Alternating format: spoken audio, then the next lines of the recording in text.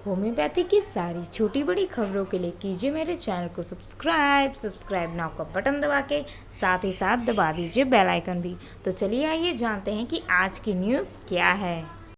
यहाँ आप देख रहे हैं परीक्षा BTSC करके मैंने सर्च किया है और इस तरीके से ये परीक्षा nic.in पे जाके हम क्लिक करेंगे और इस तरीके से हमारा एक वेब पेज खुल जाएगा, जैसा कि आप देख रहे हैं सामने में।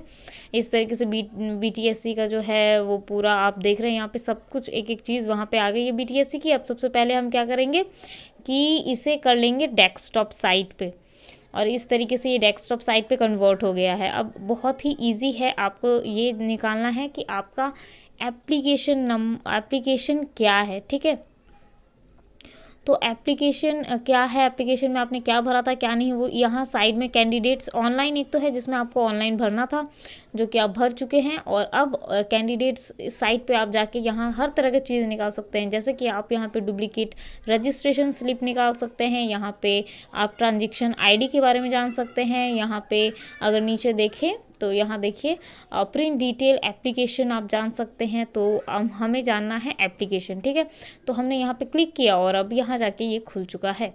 अब देखिए यहाँ पे 16 डिजिट का आपका जो रजिस्ट्रेशन नंबर है वो आपको यहाँ पे फुलफ़िल करना है।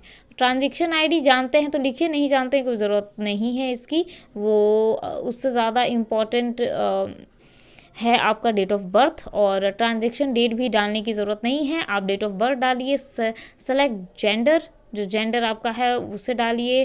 ठीक है, इस पर जैसे ही क्लिक करेंगे इस तरह से मेल फीमेल इस तरीके से खुल जाएगा। और एंटर वेरिफिकेशन कोड, और ये रहा वेरिफिकेशन कोड QHM2C। तो आप इसे यहाँ पे लिख देंगे जैसे लिखा हुआ है सेम टू सेम। अगर यहाँ पे स्मॉल लेटर Q है तो स्मॉल लेटर Q ही आपको डालना है, और आप इस तरीके से प्रोसीड का बटन दबा देंगे। और जैसा कि यहाँ पे देखिए मैंने कुछ भी नहीं भरा था, इसके लिए सब कुछ आ गया कि पहले आप ये सब भरिए और उसके बाद ही प्रोसीड हो पाएगा।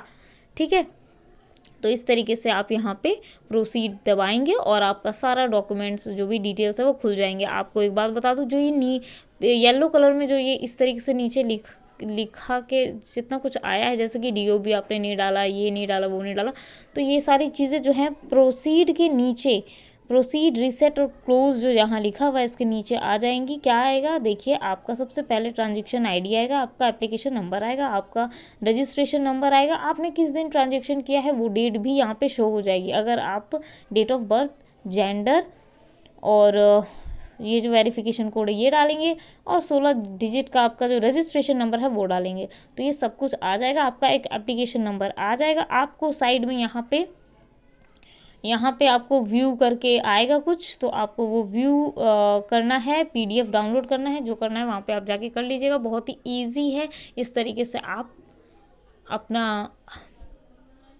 एप्लीकेशन फॉर्म डाउनलोड कर सकते हैं। आगे बढ़ते हैं और फिर कुछ और देख लेते हैं। ठीक है, तो ये तो डिटेल्ड एप्लीकेशन फॉर्म थी। ठीक है, रजिस्ट्रेशन नंबर या डुप्लीकेट रजिस्ट्रेशन स्लिप अगर आपको लेना है तो वो कैसे लेंगे आप, उस पर क्लिक करके हम देखते हैं। इसमें देखिए क्या क्या लिखना इम्पॉर्टेंट है। पहले आप अपना नाम लिखेंगे, उसके बाद फर्दर्स नेम लिखेंगे, डेट ऑफ बर्थ आपको डालना ज़रूरी है, जेंडर क्या है वो लिखिए, डोमिसाइल आपका बिहार का है नहीं है वो भी लिखिए, सेलेक्ट जेंडर, आप किस जेंडर के हैं, आप किस कैटेगरी से आते हैं वो भी लिखिए।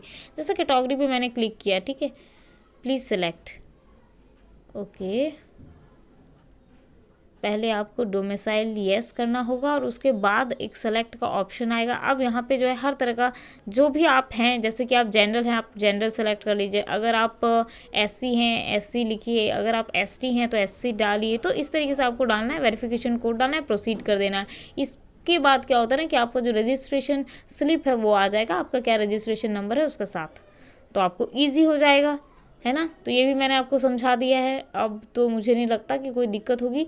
तो जो एप्लीकेशन फॉर्म में जाके आपको जो डिटेल यहाँ पे डिटेल्ड एप्लीकेशन जो आप यहाँ पे देख रहे हैं, प्रिंट डिटेल एप्लीकेशन फॉर्म, तो ये जो है इस पर मैं आपको ये बताना चाहूँगी कि जैसे ही आप कैंडिडेट से registration number, date of birth, select gender, enter verification code, इतना ही आपको डालना है और उसके बाद प्रोसीड कर देना है। आपका पूरा जो है आपने क्या डाला था, क्या भरा था, आपने आपके पूरा मतलब पूरा का पूरा जो एप्लीकेशन फॉर्म है वो आपके सामने खुल जाएगा। यहाँ तक कि आपका जो आपने डॉक्यूमेंट्स अपलोड किए हैं उसकी फ़ोटो तक वहाँ पे आ जाएगी। तो आप समझिए वही सारे फ़ोटोज़ जो हैं उनके पास भी अवेलेबल होंगे और वो उसी से चेक करेंगे। तो ये याद रखिएगा कि वो सिमिलर ही आपके पास होना चाहिए।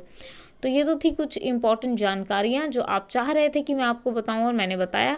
और अगर आपको और भी कोई डाउट है तो ज़रूर नीचे कमेंट सेक्शन में लिखिए, मैं ज़रूर उसे भी क्लियर करने की कोशिश करूँगी।